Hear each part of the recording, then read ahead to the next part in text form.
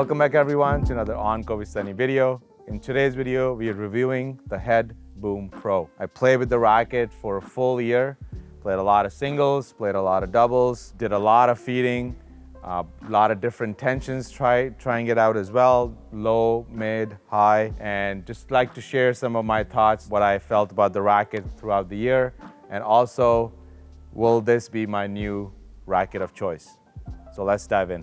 I'll be dividing this review into 5 sections. We're gonna go over power, control, maneuverability, feel and comfort, and lastly, stability. So let's talk about power first. Right off the bat, from my setup, I had head hawk at 35 pounds in this racket, and I did not have any problem generating power, whether it was on my serves, volleys, ground strokes.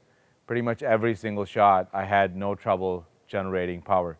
Now, because my setup was a bit of lower tension, which is at 35 pounds, even though it's a polyester string, if you are somebody that are using strings that are like mid 40s or mid 50s or anywhere in between there, you might feel some of the difference in the power level. But for me, at 35 pounds with polyester string, I had no issue finding power in any of the shots. Whenever we have a racket that offers a bit more power, there's going to be a slight lack of control.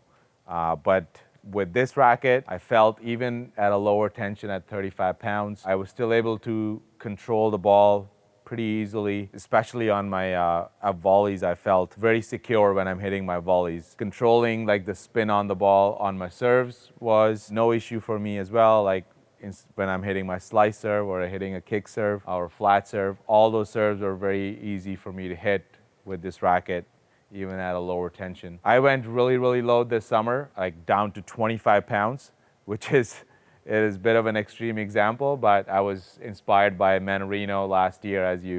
Everybody they were looking up his string tensions and they was like at some 20 something pounds. And it's like, but originally I decided to do it as a feeding racket. So when I'm feeding on the court, doing a lot of lessons, sometimes 8, 9, 10 hours a day, it's just easier on the arm. But I started playing with it too, and honestly, I had a lot of fun playing with it at 25 pounds. It just forced me to change my swing a bit, like shorten my backswing on my ground strokes and trying not to swing too much on the volleys because otherwise the ball just flies off the strings at 25 pounds. So it was fun playing with it, changing it a bit and just challenging yourself in a different way. So I really enjoyed it, even at a lower tension. So if you ever were thinking of trying a lower tension, try it out. Let me know in the comments below if you did and then how that went for you. And let's go on to the next section now, which is going to be maneuverability. Racket coming in at 11.6 ounces strung and with a swing weight of about, I believe it's 325 grams. Correct me if I'm wrong. I find the racket was really, really good in terms of maneuvering at the net. I was able to get into my backhand volley position or forehand volley position fast enough, even with a faster incoming balls. On serves, I felt, again, very easy to find power and swing the racket through my hitting zone was pretty good for me. So the racket comes in at around 6 points headlight, which again is pretty much the sweet spot, what I like. I've always been in favor of the rackets that have been headlight as opposed to head heavy rackets. The maneuverability is a lot better and also the whip effect that you get from the racket is a lot more pleasant for the rackets that are more headlight than head heavy. So coming in at a stiffness rating of 66, this again falls right into my sweet spot. In the past as well, all of my rackets that I've liked are generally around this stiffness rating. I'm not a big fan of something like, say, a Wilson Clash or the Gravity series from Head, where the stiffness rating is a bit lower. I was using the Pro Staff 97 for the longest time before I tried this racket. That racket comes in at around a similar stiffness rating too. And then I find on my touch shots, the racket doesn't give too much. The feel is a lot more true, and what works for me. Maybe you are someone that likes the racket that are a bit softer, or maybe you are in the same range as me where they like the rackets that are, you know, in the mid 60s range. Then if you are, then you will like the feel on this racket, especially on the touch shots.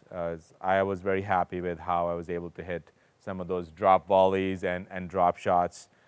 Really like the feel. So on to the next section where we're going to be discussing the stability of the racket. The weight combining with the stiffness of the racket provided the perfect amount of stability that I've thought I needed on all of my strokes. On the serves, I was able to hit flat serves pretty consistently, and especially on my one-handed backhand, as I really felt as I'm going through the hitting zone, it felt very, very stable. Even on the volleys, especially the volleys that are coming hard at me, I was able to like block them a lot better, and I didn't feel like the racket was moving too much in my hands. Like I was able to hold it, and then the way the racket goes through the hitting zone, whether it was on a volley or on a ground stroke, I really enjoyed the feel in that aspect as well. So here you'll see my scores broken down in each of the categories. To answer the question, if I did switch to this racket, or this is going to be my new racket of choice,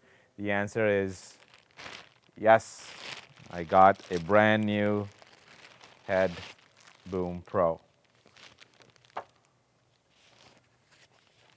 Going to be getting strung tomorrow, and I can't wait to play with this racket again. See you in the next one. Thank you. Bye. Stiffness rating. Stiffness rating.